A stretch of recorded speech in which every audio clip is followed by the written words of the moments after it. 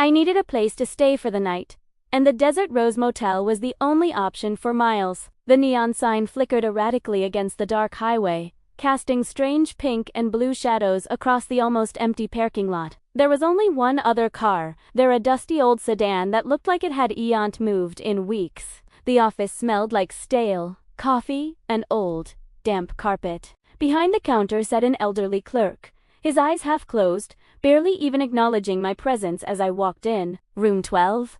he said, his voice a low grumble. He slid a key across the counter before I even had a chance to ask for a room. "It's the only one available." I was too tired to question it. The key was attached to a heavy plastic tag, worn smooth from years and years of use. My room was at the far end of the building, away from the office and the main road.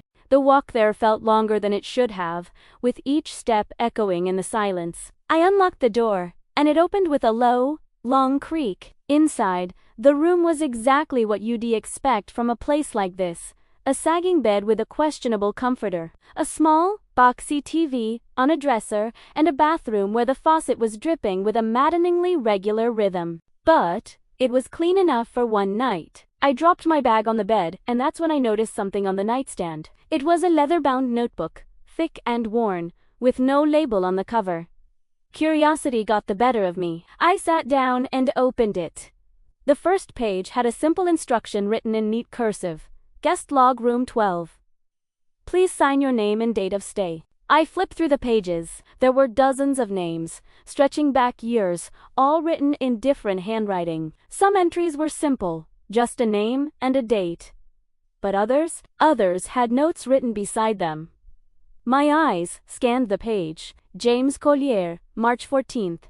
Stayed one night. Heard knocking on the walls at 2 a.m. I flipped to another entry. Rebecca Tran, June 8th. Felt like someone was watching me sleep. Couldn't find the source? Another one caught my eye. David Moss, September 22nd. Woke up and all my belongings were moved. I didn't touch them. A chill ran down my spine. I tried to rationalize it, telling myself it was just previous guests playing pranks, trying to scare whoever came next. But the handwriting looked so genuine. Some of it was shaky, rushed, and a few entries were barely legible, as if written in a panic. I turned to the most recent page. The last entry was from just 2 days ago. Elise Carver, November 3rd. Something is in the closet. I can hear it breathing. I'm leaving now. My eyes immediately drifted to the closet door across from the bed. It was just slightly ajar. I stood up slowly, my heart starting to beat a little faster. I walked over and pushed the door all the way open. Nothing. Just empty hangers and a dusty shelf. I let out a breath I didn't realize I was holding and shook my head. I was letting the spooky notebook get to me. I decided to take a shower and just forget about the whole thing. In the bathroom, the light hummed and flickered when I turned it on. The water was lukewarm, but it was tolerable. While I was showering, I heard something. A soft thud from the main room. I quickly turned off the water and listened, my ears straining against the sound of the dripping faucet. Silence? It must have been my imagination. I dried off quickly and stepped back into the room. Everything looked exactly the same, except for the notebook. It was now lying open on the bed. I was absolutely sure I had left it closed on the nightstand. My stomach twisted into a knot. I walked over to the bed and looked down at the open page. A new entry had appeared. It was my name written in handwriting I didn't recognize. Alex Morgan, November 5th. That was today's date. My name. But I hadn't written it. My hands trembled as I picked up the notebook. Below my name, a single, chilling line had been added. Still here. I dropped the notebook as if it were on fire and stumbled back from the bed. The room suddenly felt smaller, colder. I looked over at the closet door, which I knew I had closed. It was open again. Just a crack, but it was definitely open. I grabbed my phone from my pocket and turned on the flashlight, sweeping the beam across every corner of the dark room. The light cut through the shadows, revealing nothing but peeling wallpaper and worn furniture. Nothing was there, but I couldn't shake the suffocating feeling that I wasn't alone. That was it. I decided to forget the money I paid, forget getting a good night's sleep. I just needed to get out of there. I grabbed my bag from the floor and rushed to the door. I turned the handle. The door wouldn't open, the lock was jammed, or stuck, or something far worse. I yanked harder, rattling the handle with all my strength. It didn't budge. Panic started to set in, cold and sharp. I turned back to face the room, my back pressed against the unmoving door. The notebook was open again, turned to a new, blank page. And as I watched, more writing appeared, as if an invisible hand were guiding the pen. They all tried to leave. No one does until morning. My breath came in short, shallow gasps. I fumbled with my phone, desperately trying to get a signal. Nothing. No bars. I ran to the window, pulling back the heavy, dark curtains. It was painted shut, sealed tight.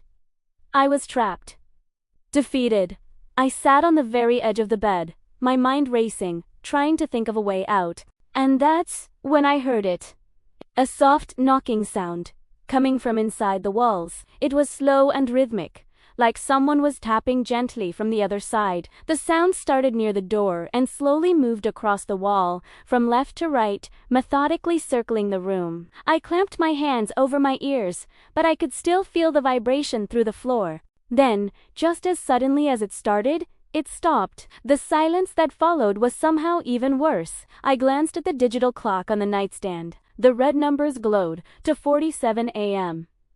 It seemed I just had to wait until morning. I didn't sleep a second that night. At exactly 6 a.m., the door lock made a soft clicking sound.